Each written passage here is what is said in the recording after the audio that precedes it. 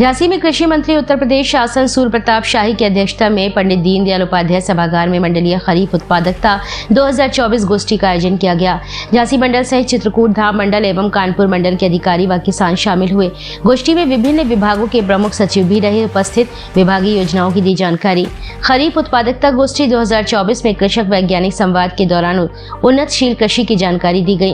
वैज्ञानिकों द्वारा बताया जा रहा है कि नई नई तकनीकों को खेती किसानी में आत्मसात कर खेती किसानी को और लाभदायक बनाया जा सके, इसके बारे में बताया गया। मंडलीय खरीफ उत्पादकता गोष्ठी 2024 में कृषि प्रदर्शनी का भी आयोजन किया गया, जिसमें विभिन्न विभागों के द्वारा स्टॉलों के माध्यम से नई तकनीकी एवं नए उपकरण संबंधित जानकारी किसानों को उपलब्ध कराई गई। 10 फीट ऊपर जाके कर देता है ये भी ड्रोन है क्या? पहले क्या जैसे बड़ी फसलों में सुगरकेन है, गन्ना है और सरसों है और अरहर वगैरह है, उसमें प्रॉब्लम होती थी आदमी को उसके कैसे गन्ने में तो ईजी है और बागवानी के लिए भी अच्छा गन्ने बहुत बेहतरीन होता है, बहुत बेहतरीन गन्ने में मतलब यूनिफॉर्म होता है। इसके सापेक्ष कृषि में क्षेत्रफल 10.57 लाख हेक्टेयर है और खरीफ के लिए 4.79 लाख हेक्टेयर का आच्छेदन का लक्ष्य इस बार निर्धारित किया गया है, जो गत वर्ष से 5.63% अधिक है। इसी प्रकार से उत्पादकता भी जो हम लोग निर्धारित की है इस वर्ष के लिए सर, ये गत वर्ष से हमारा 11.6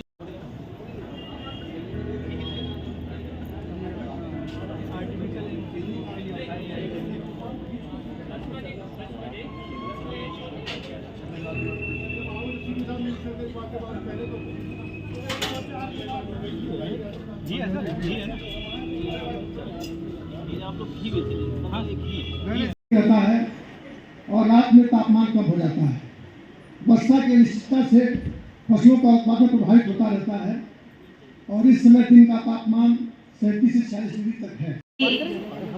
औरैया से श्री सुरेश सिंह जी हाथ उठा दें। श्री सुरेश सिंह जी। कन्नौज से श्री मनोज कुमार जी।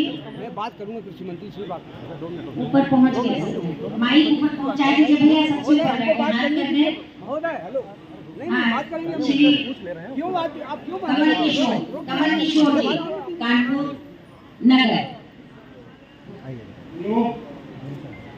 मैं शिवाजी एक गाँव से बोल रहा हूँ।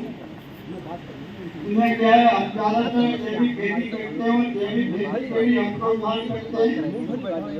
इसी क्रम में ज़्यादातर सब्जियाँ वगैरह उगाई जाती हैं और वहाँ पर है, इसीलिए किसानों से कहते हैं कि जैविक खेती करके सब्जियाँ उगाएं, उसमें उर्वरक मात्रा कम दें। आप इनको बिठाइए, अपना नाम बता दीजिए।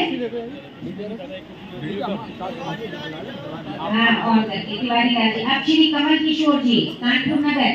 श्री कमल किशोर जी। मेरी समस्या ये है, उद्यान विभाग के द्वारा बुंदेलखंड क्षेत्र में बागवानी की 3000 की योजना, जो एक कायाकल्प करने वाली योजना थी, वो संचालित थी। उसका मैंने 1 हेक्टेयर में सबसे पहले बाग लगाकर उसका लाभ लिया। माननीय मंत्री जी, आपसे अनुरोध करना चाहता हूं कि वैश्विक तापमान बढ़ रहा है, बुंदेलखंड का लगातार तापमान बढ़ रहा है, इसके लिए हमें वृक्ष लगाने होंगे और उस वृक्षों को लगाने के लिए जो ये योजना थी 3000 मंत्र की, वह बहुत ही प्रभावी थी। मैं आपसे कनवत प्रार्थना करना चाहता हूं, इसको पुनर्जीवित किया जाए, फिर से लागू किया जाए।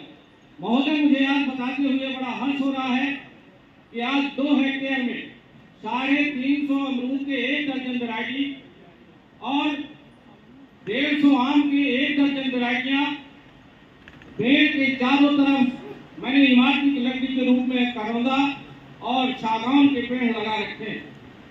ये लगाना मेरी मजबूरी थी कि गर्म हवा के थपेड़ों से उस बगीचे को मुझे बचाना था। आज मुझे क्या कहेंगे?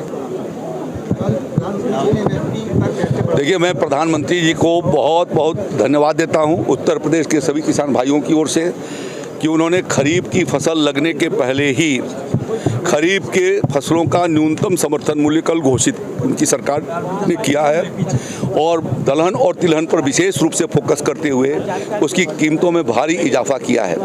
मैं किसान भाइयों की ओर से उनका अभिनंदन करता हूं और ये अनुरोध करता हूं किसान भाइयों से कि देश को तिलहन और दलहन में आत्मनिर्भर बनाए जाने के लिए और अपनी आमदनी को बढ़ाए जाने के लिए वो दलहन और तिलहन की खेती की ओर भी आगे की ओर बढ़ें।